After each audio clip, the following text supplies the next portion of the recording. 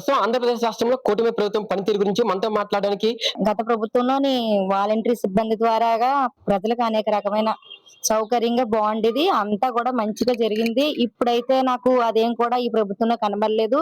మళ్ళీ ప్రజలు కూడా జగన్ గారే రావాలని కోరుకుంటున్నారు. అంతే. అంటే గత ప్రభుత్వంలో మీకు సంక్షేమ పథకాల విషయంలో ప్రతి ఇంటింటికి కూడా అందాయా? మీ ఫ్యామిలీకి సంబంధించి ఏమైనా గత జగన్మోహన్ రెడ్డి గారి హయాంలో మీరు లబ్ధి పొందారా? చాలా ఇబ్బంది లేకుండా అందే అందరికీ కూడా. నాకే కూడా కాదు, మా చుట్టుపక్కలోళ్ళు కూడా చాలా బావుంది ఈ ప్రభుత్వం అన్నట్టు కూడా ఉంది. అప్పుడు గత ప్రభుత్వంలో కూడానా.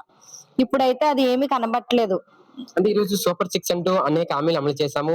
ప్రతి ఇంటికి కూడా ఈ సూపర్ సిక్స్ పథకాలు వచ్చాయని టీడీపీ ప్రభుత్వం చెప్తున్నారు. లేదు, సూపర్ సిక్స్ ఏమీ లేదు. గత ప్రభుత్వంలోనే డబల్ సిక్స్ కింద ఉంది. ఇప్పుడైతే ఒక సిక్స్ కూడా నాకు కనిపించట్లేదు ఇందులోని. మహిళలకు సంబంధించి ఉచిత బస్సు ప్రయాణం మరి ఈ రోజు మీకు అవకాశం కల్పించారు కదా! టికెట్ లేకుండా మీరు ఎక్కడికైనా ప్రయాణించొచ్చు. మరి ఇది మంచిది కాదంటారా? మీ ఒపీనియన్ ఏంటి దీని గురించి? మంచిది కాదండి. దానివల్ల గొడవలు అది ఇలాగా అలాగా కూడా అయిపోతున్నాయి. ఇబ్బంది అయిపోతుంది. బస్సులో కూడా గొడవల కింద అది ఉంటుంది. అదైతే నాకైతే కరెక్ట్ కాదనిపిస్తుంది అంతే.